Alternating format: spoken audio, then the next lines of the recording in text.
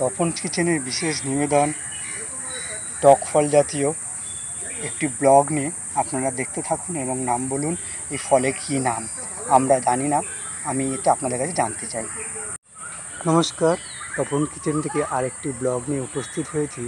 আমি চলে এসেছি রবীন্দ্র সরোবরে। ওখানে একটি ছোট্ট পার্ক আছে, ছোটোবেলায় আমরা এখানে আসতাম। তো সেই হিসেবে আপনাদেরকে দেখানো আমরা এখানে ছোটোবেলায় কী ধরনের ফল খেতাম।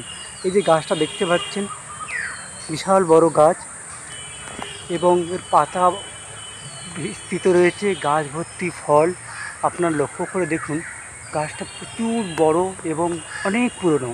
যেহেতু আমাদের ছোটোবেলার কথা বলছি, আজ থেকে 40-50 বছর আগেকার কথা, তারও আগে হয়তো এই গাছটা হয়েছে। তার পাশেই রয়েছে আরেকটি সেই ধরনের গাছ। দেখুন, বিশাল বড় গাছ দেখতে পাওয়া যাচ্ছে। এই গাছে এক ধরনের ফল হয়, আমি গাছটার নাম জানি না, ফলটা কী হয়। খেতে খুব সুস্বাদু এবং টক, ভীষণ উপকারী। এর মধ্যে প্রচুর পরিমাণে ভিটামিন সি রয়েছে এবং কোনো সাইড এফেক্ট নেই। আমরা ছোটোবেলা থেকে খেয়ে এসেছি, আমাদের কোনোদিন কোনো ক্ষতি হয়নি। তো দেখুন, আপনাদেরকে দেখাচ্ছি কীভাবে ফলগুলো নিচে পড়ে রয়েছে এবং প্রচুর পরিমাণে, দেখুন আপনারা দেখতে পাচ্ছেন, প্রচুর পরিমাণে ফল পড়ে রয়েছে। আমরা এই ফল এসে কুড়িয়ে খেতাম, পেড়ে খেতাম।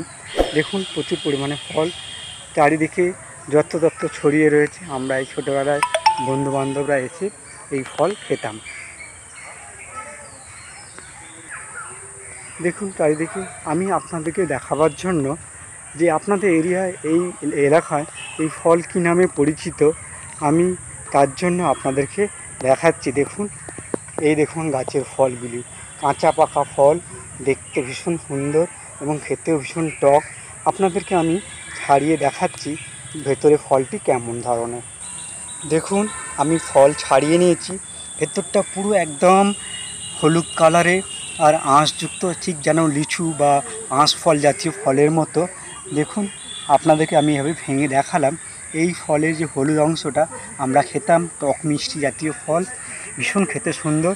আমি জানি না কী নাম, আপনারা কোথা থেকে দেখছেন জানাবেন এবং এই ফলের কী নাম প্লিজ আমাকে কমেন্ট বক্সে জানাবেন।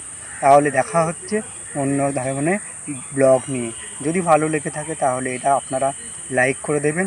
ভালো থাকবেন, সুস্থ থাকবেন। দেখা হবে অন্য এক ধরনের ব্লগ নিয়ে। ধন্যবাদ।